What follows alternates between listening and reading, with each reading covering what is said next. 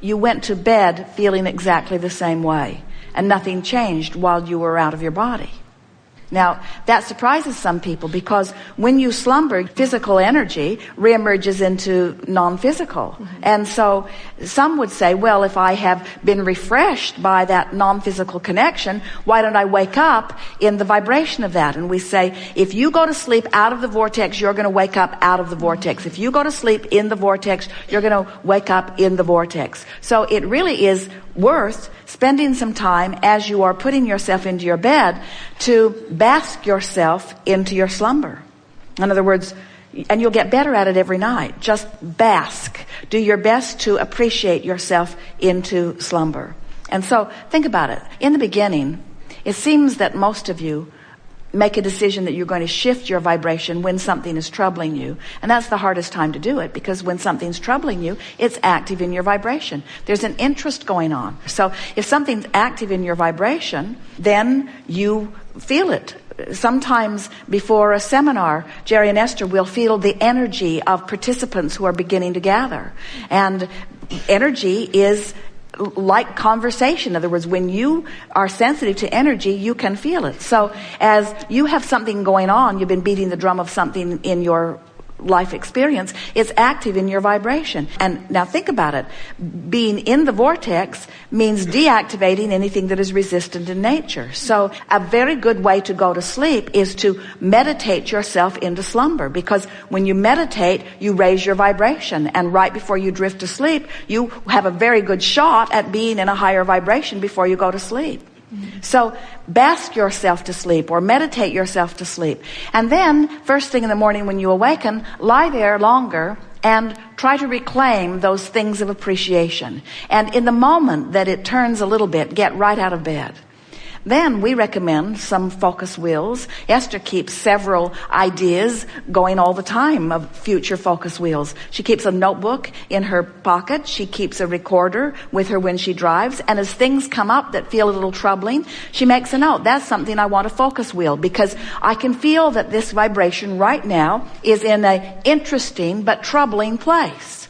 And I want to move it from a troubling and interesting place to a not troubling and interesting place. In other words, it's so fun to move vibration on subjects. Once you get the hang of it, you'll find yourself really interested. You'll see something happen in a campground, which kind of represents something that's going on economically, and it gives you something to focus wheel on. You'll see a father mistreating a child, and it gives you something to focus wheel on. You find yourself stuck in traffic when you don't want to be. You find yourself with something to focus wheel on. So now you're awake the next morning and you bask yourself to sleep. So you woke up feeling pretty good. So now you've sort of got a run on it. The probability of being in the vortex for a while this morning is greater than ever before, just because of the small effort you made the night before and thinking about it the next morning. And now when you get out of bed, brush your teeth and get something to eat, but then take your list and go do some focus wheels. You know what they are? We'll do some today. We want to show you the power of the focus wheel.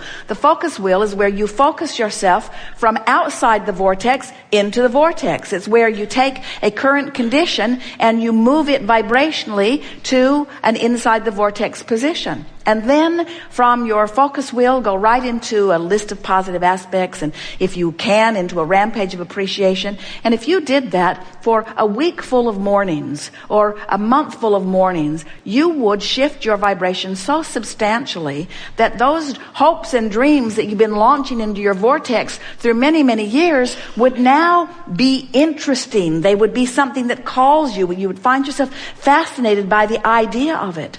If Esther is overwhelmed in a moment and Jerry suggests a new project, he is met with, "You got to be kidding me."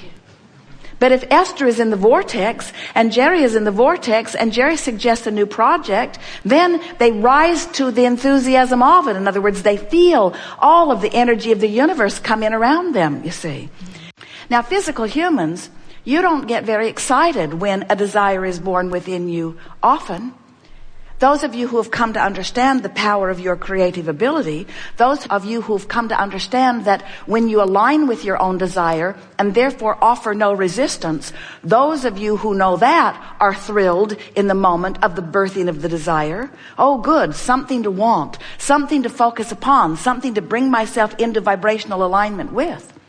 But humans who don't understand focus, who don't understand energy, who don't understand vibration, who don't understand eternity, who don't understand who you were before you came into this body, who don't understand that even while you're in this body, the larger part of you still remains non-physically focused, those humans who don't understand that, who don't remember the big picture, those humans do not take any sort of delight in the launching of a desire until they've figured out how to bring it into manifestation. In other words, until most humans know how it's going to come, when it's going to come, where it's going to come from, who's going to help them. In other words, if you've got someone that you believe can assist you, someone who will back you up financially or support you in some way, most humans are not all that excited about a new unfulfilled desire. And the operative word is unfulfilled. That's the operative word. Unfulfilled. Unfulfilled. Where's it going to come from? Where am I going to get it? Who's going to bring it? How's it going to come? If you don't have answers to those questions, and you almost never have answers to those questions in the beginning of a launch, then your desire doesn't feel good to you. It feels like absence of something wanted. Because when you stand in a manifested reality, and your manifestation does not include the new desire that you just hatched, or the new desire you hatched yesterday, or the new desire you hatched last year or 18 years ago, that new desire that you hatched that you haven't figured out how to fulfill, it's not ringing your bells usually, because you have forgotten the process. And the most important thing to understand is you are so enamored with your manifested reality that since you look at your reality and you can't see the car you want in your driveway, or the mate you want in your bed, or the money you want in your bank account, you can't see the way to book those tickets for that flight to that place you want to be. If you can't figure out how it's going to come about, then that desire is haunting for many of you, and unpleasant for many of you, and annoying for many of you, and defeating for many of you, the physical yous who are surrounding this planet.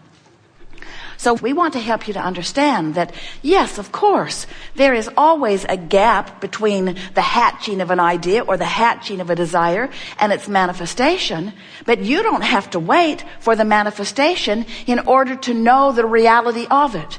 Because everything that is ever manifested in your life experience, there has been a vibrational reality that preceded it.